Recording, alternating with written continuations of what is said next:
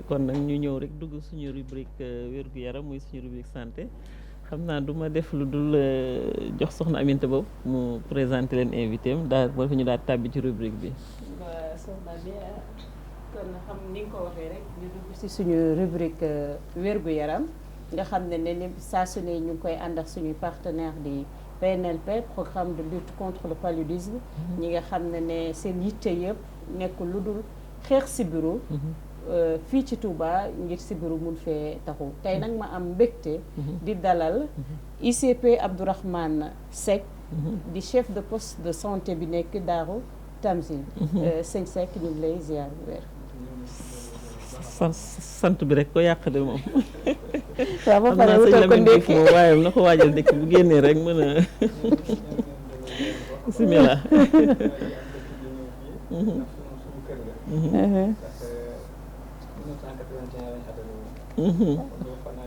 dëgg la alhamdulilah alhamdulilah Seck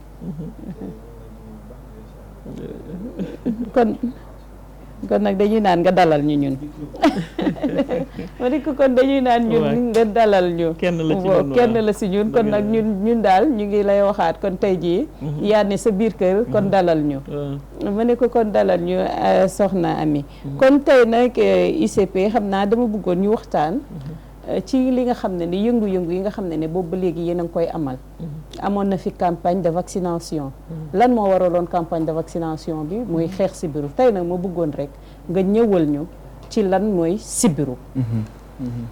ok jërëjëf soxna si donc xanaa bala may tàmbali rek ñu sant suñu kilifa yi nga xam ne ñoo ñu fi yebal donc muy docteur Mamadou Dieng yi nga xam ne moom médecin district bi ak ñi ko jàpp ci liggéey bi yëpp ñoom rawatina ñoom docteur Amadou Fall médecin chef Daaru Tanzil ñoom docteur Diouf ak docteur Ndiaye donc ak équipe cadre bi yëpp daal ak ICP relais yëpp ñoo leen di siyaar di leen dal bu baax a baax a baax ndax li ñu fi waxee lépp tamit daanaka ñoom dañ ciy am pas de responsabilité ndax dañoo bokk liggéey bi ñoo sumb liggéey bi kon gannaaw bi ñu leen sante ci loolu ba pare li nga xam ne moo fi doon xew-xew jamono yii moom la ñu wax naan CPS nag dafa dugal ngir xeex sibiru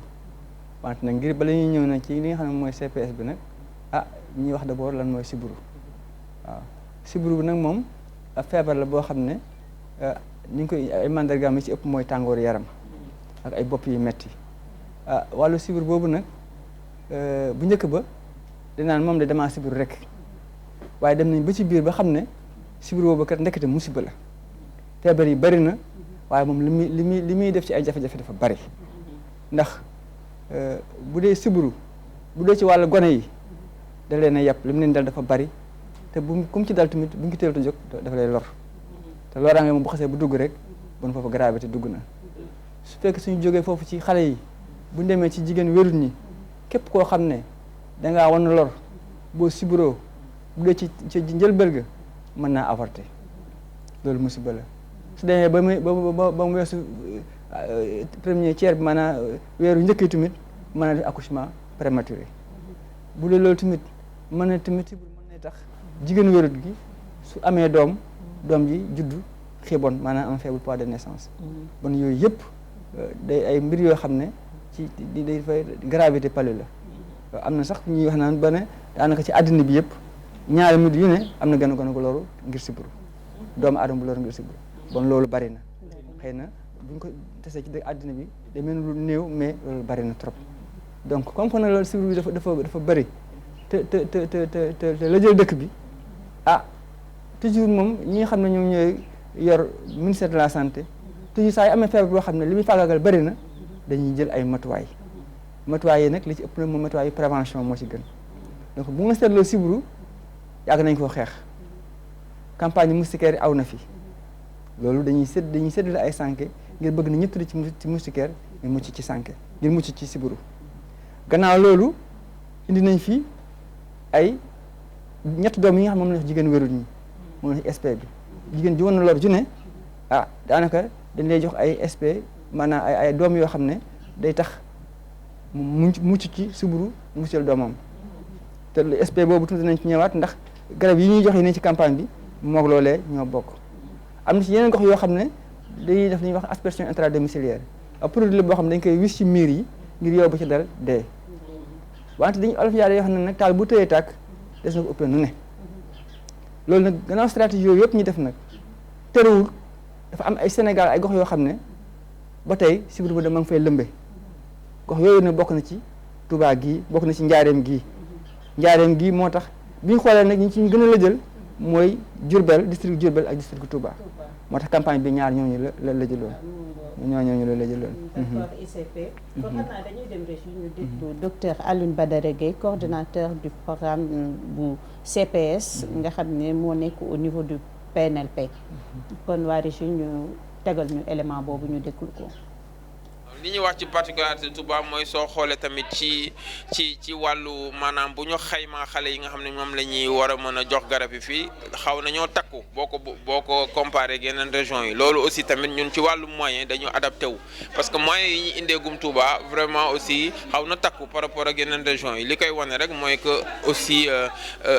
tey li ñuy objectif bi ñu am Touba dafa rëy donc dinañ ko mën a adapté passage yi di ñëw yëpp aussi tamit gis nañ liñ fi jot a indi ci ay jumtukaay bëri na mais am na yu des donc yooyu des dinañ fexe nag nuñ ko mën a yokkaatee ci wàllu vraiment aussi indi jumtukaay yu war yëpp nit ñi war ko mën a am poste de santé bu nekk war a mën a nekk ci conditions yi nga xam ne moo lay permettre li ngay séntu ci CPS ci wàllu objectif nga atteindre ko. muy yooyu noonu nga xam ne gis nañ ko te tey programme loolu sax moom mooy noonu la ñuy doxee fépp fu ñu dem am lu ñu fa war a mën a def li ñuy njëkk a xool ndax dëppoo na ak maanaam spécificité environnementale yi culturelle ak sociale yi nga xam ne moom la ñu am te Touba ku wax Touba xam ne que Touba aussi tamit dëkk bu rëy la ku wax Touba xam ne que fii aussi tamit am na noo xam ne noonu nga fi war a ñëwee noonu nga fi war a duggee donc yooyu yëpp ñu koy saytu fu ñu toll ànd ak waa Touba yi aussi ñu ñuy dimbali ci wàllu liggéey bi en tout cas ñi ngi góorgóorlu daal di ñaan vraiment bu ñu fi jógee benn xale dootu sibiru dootu ko faagaagal fii ci biir Touba te loolu mooy suñu mbëbët.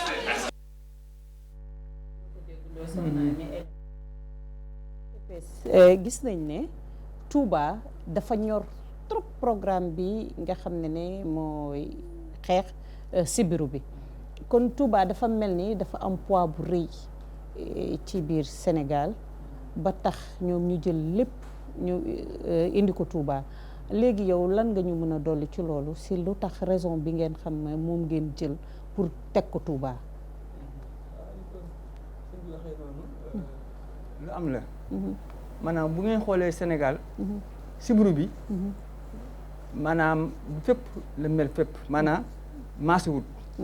ci am ay gox yoo xam ne daanaka ñu ngi toll ci pré-élimination daanaka ñoom dañuy wax ne moom daanaka éliminé nañ sibiru am na ci ay gox yoo xam ne nag ñoom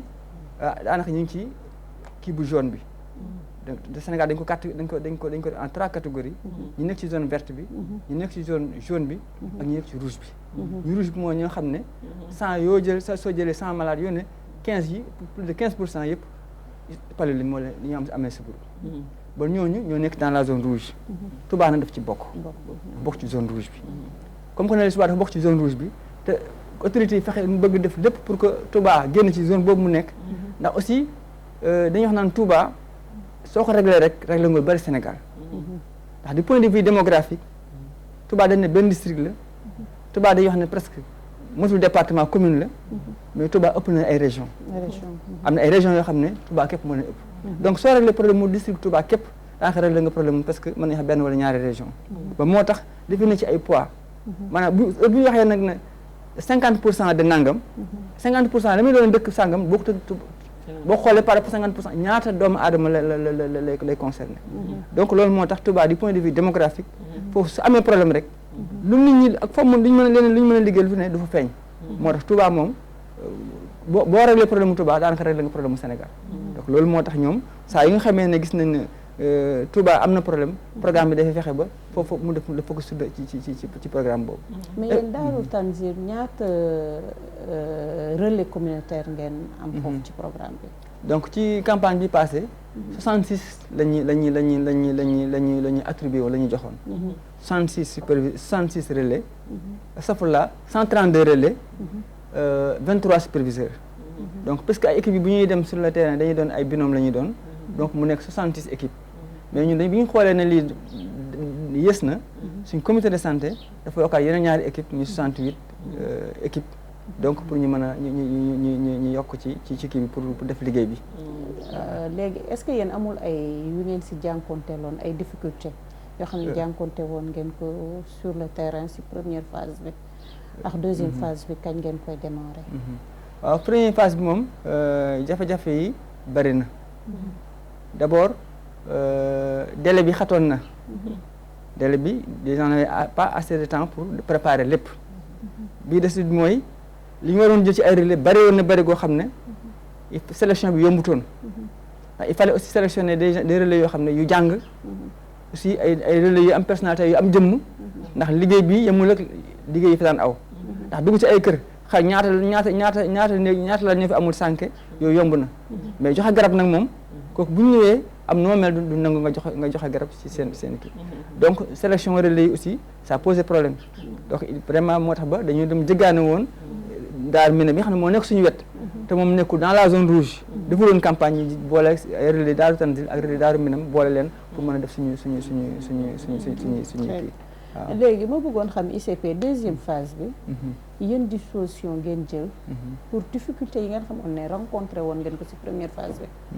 du ngeen ko am bu fekkee mën nga def appel ci relais yi ci autorités yi nga xam ne ñoo nekk foofu ci seen gox ba ñu mun leen jàppale ba ngeen génn ci liste rouge bi Touba bi yëpp mun ko génn xaw gaawaale rek nga xam ne ok voilà c'est ça donc jafe-jafe yi ñu amoon foofu bokk na ci relais yi ñu joxoon xawoon naa yées donte yokk nañ aussi couvre yi suñu zone bi yëpp beneen bi aussi mooy communication sur les effets indésirables donc nit ki su fekkee ne xam na ne bu naanee garab gi di mën na cee am su boobaa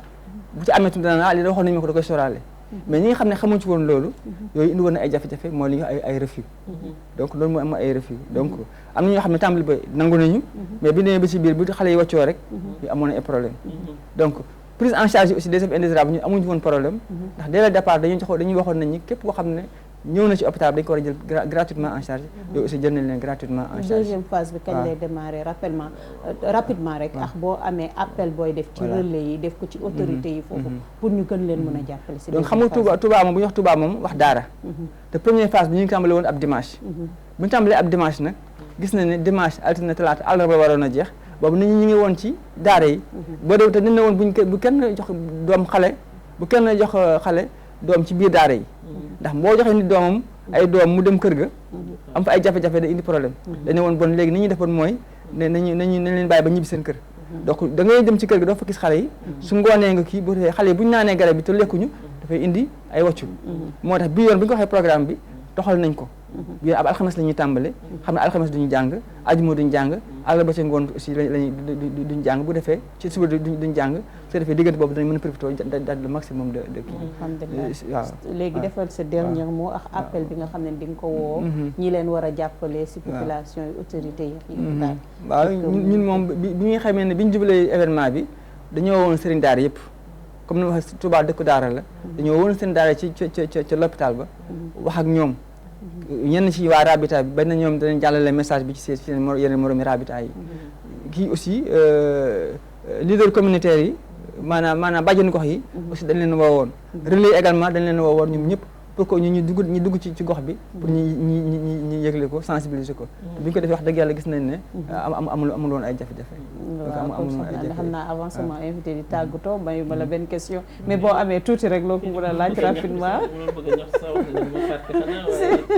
moo xawoon mais ma inséré ci aspect démographique boobu nit ñi Touba li mu am ci li nekk ci doomu aadama ni mu takkoo par rapport ak Sénégal tax sax mel na ni Touba moom bokkul woon ñi waroon élire normalement bailleurs de fonds yi waxuñu woon waxi Touba ci wàllu xeex si buru bi parce que ñoom xëy na yeneen kii la ñu jëloon yeneen critère lu mel ne wàllu taw zone yi nga xam ne taw bi dafay bari ndox mi gën faa bari ñu jàpp ne fa la yoo di kon foofu ñu fay sant bu baax waa programme national de lutte contre le paludisme parce que ñoom dañu xeex vraiment ba Touba ñu dugal ko élire ko boole ko ci zone yi nga xam ne danañ fi xeex si buru loolu war nañu ci delloo di njukkal sant leen si bu baax ndax non seulement nit ñi bëri nañu mais bu ñu xoolee itam li nga xam ne moom la fiy faat pourcentage itam dafa xaw a bari loolu moo tax ñoom ñu xeex ko loolu itam ñu leen ciy delloo njukkal bu baax a baax li ci des itam maa ngi ko doon wax démb suñu invité démb itam mais c'est tuuti ci délai bi communication bi ngeen wax est-ce que am ngeen assez de temps fi ñu toll pour loolu mën a jàll ci ñi ngeen cible ñi parce que ni ma ko waxee woon démb on est tey la le 16 su fekkee le 29 wala le 28 bu ngeen ko waree démarrer donc defe naa ci des fukki fan ak benn wala fukki fan ak ñaar fukki fan ak ñett donc diggante boobu ñu war a def communication boo xam dana egg ci ñëpp ngir ñu mën a nangu garab bi xool li leen ci war a fekk xam ne lii effet secondaire la nii la ñu war a def bu leen dalee mais war tax ñu arrêté garab bi ma defee ni kon jot na sëkk actuellement communication boobu ñu tàmbali ko ngir mu mën a dajale fépp ci Touba ngir population mën a ngir ñu mën a bañ a am réticence bi nga xam ne amoon nañ ko ci dernière fois nga ziyaare ñu bu baax docteur Fall docteur Amadou Fall moom la ñu amoon démb suñu conseil santé mu defal ñu conseil santé bu am solo ci wàllu tuberculose ñu ngi koy sant di sant waa Daaru Tanzil yëpp sant ñëpp sinon communication bi moom ba ñu jógee ca premier passage bi ci lañ tàmbali suñu communication très bien parce que ba ñu fa jógee rek ci lañ tàmbali communication bi relais déjà kenn ku ci ne gox ba mu duggoon mu fay wàññi ko di naan kat ñu ngi waaj a ñëwaat te kat effet yi ngeen fi gisoon du dara xale yi dañoo lekkutoon rek moo tax mais ku ci am effet yi tamit ndax boo xoolee njariñu bénéfice yu jël garab yi moo gën fop benn bis bi ngay wàcc wala benn bis bi sa biir di métti donc loolu aussi lu am solo la sinon aussi donc ci wax ne fële poste Daaru Tanzil léegi poste la woon mais c'est érigé maintenant en centre de santé docteur Amadou Fall moom mooy médecin chef bi léegi man maay major bi donc ñu sant bu wér di ziar docteur Dieng comme ni nga ko waxee ñoom ñi nga xam ne ñoo leen mun a bàyyi ngeen ñëw fii mu mun a leeralal askan bi li nga xam ne mooy programme CPS bi ak xeex sibiru bi ñuy xeex fi mu nekk nii fii si Sénégal kon soxna Amy lii moo doon suñu rubrique wér-gu-yaram ñu di ko ànd ak toujours ak suñu partenaire di PNLP programme de lutte contre le paludisme ñu jël seen xeex bi yëpp indi ko fii ci Touba ngir pour Touba sibiru mu fee taxu ñu di leen ci sant bu wér di la delloo sa kàddu Trondo jërëjëf sa soxna Amy di sant suñu invité yi nga xam ne ñoo fi teewoon di la sant yow itam di dox di daje rek suñu mbokk téléspectateurs suba ci waxtu yi bàyyi loolu ñu sant équipe technique bàyyi mbay duma la fàtte sant nañ leen bu baax ak ñoom Cheikhouna Fall ak ñoom Cheikhouna sëñ Saliou Wade léegi yéen ñaar kan lañ si ñore ya dafa mel ni ndekkee goode su wala samedi de Trondo bàyyi noonu rek sëñ Abdou moom xamante nañ ndax moom jaar na fi jaaraat fi moom njëkkul nekk suñu invité tey après danañ lijjanti loolu si bitti mbokk yi kon lii la ñuy indi loon leen jox di daje si bitti waxtu wi asalaamaaleykum wa rahmatullah taala wa barakaatu. ministère bi yor wàllu wér-gu-yaram jaarale ko ci programme national de lutte contre le paludisme PNLP moo doon ànd ak yéen ci seen émission Labirante ngir xeex sibiru fii ci diwaanu Touba.